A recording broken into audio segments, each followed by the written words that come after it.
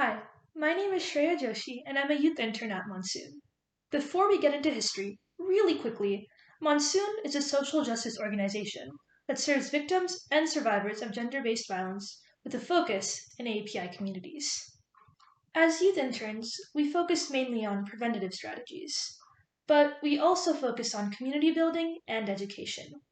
May is AAPI Heritage Month, and we wanted to do something that focused on AAPI history because in a world that only looks at rigid binaries, Asian Americans and Pacific Islander Americans are often overlooked, both in history and in society.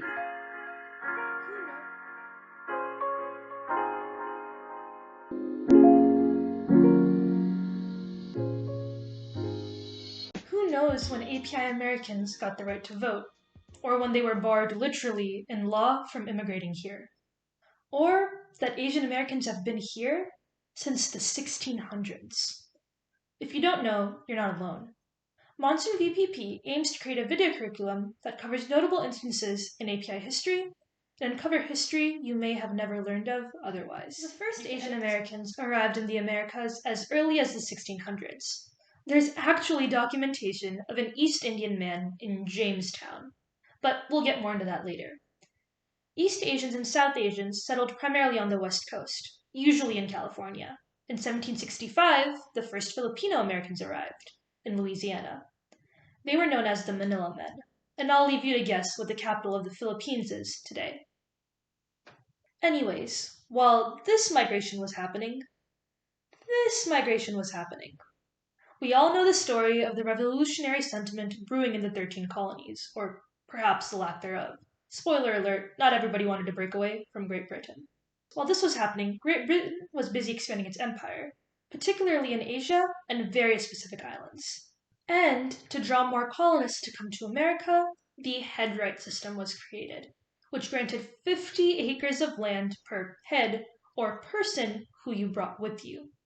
This enabled some British men in particular to drag along Indian men just so they could get more land, which is why, in Jamestown, in 1635, there's documentation of an East Indian man in the Americas. As you can imagine, they were treated awfully, their descendants sometimes even sold into slavery. Slavery was still heavily present during this time period, and instead of rehashing the lead up to the Civil War, I'm going to skip to the end of it, and the 13th, 14th, and 15th Amendments, which effectively, or ineffectively, depending on your point of view, eliminated slavery. The agrarian South still needed a source of labor, and apparently unable to do the work themselves or pay a fair wage, they turned to another group of people. Before I let you guess who that group of people were, some quick context. During this time period, the Opium Wars are going on.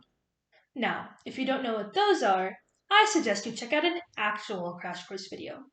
But the short version is that to make money, British colonists were pouring opium down the throats, figuratively but slightly literally, of Chinese people. The Chinese government saw what the addiction was doing, tried to refuse, appealing to Great Britain's better heart, Queen Victoria, which didn't work, and then destroyed over 2 million pounds of opium. This meant the British wouldn't make any money, so Great Britain declared war, backed holistically by American leaders, such as John Quincy Adams, and won. Many wealthy Americans actually made their money off this drug trade, including the Delano family, as in Franklin Delano Roosevelt. For our purposes, though, this meant the Chinese government could no longer control their own citizens' emigration, which meant the British were free to move people as they wished, primarily to the Americas and the Caribbean. Primarily Chinese and Indian people, who were called the derogatory term coolies, were transported as indentured servants, but really they were in conditions of slavery. They were transported sometimes in literal chains to sugar plantations, such as in Louisiana, guano mines in the Caribbean, etc., and often died due to working conditions. Working conditions were so poor that ambassadors from China came to visit and questioned the workers directly. The report is documented in the Cuba Commission report. Quotes include, "We labor 21 hours out of 24 and are beaten.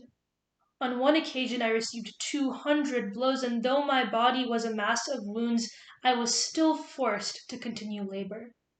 One day becomes a year, and our families know not whether we are alive or dead.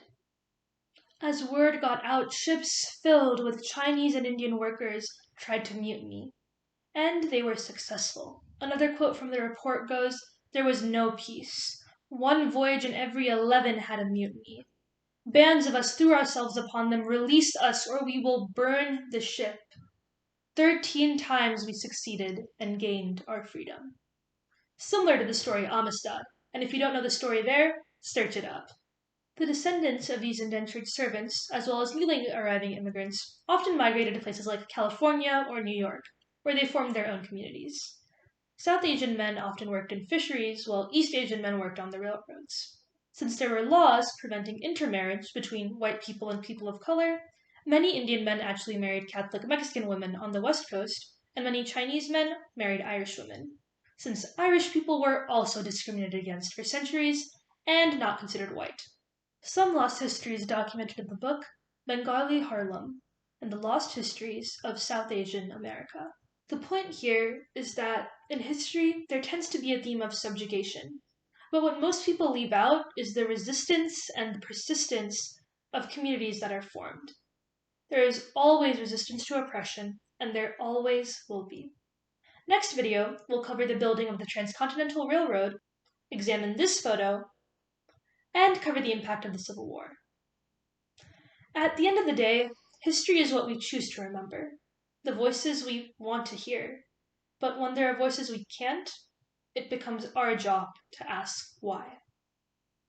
Thanks for watching, and see you next time!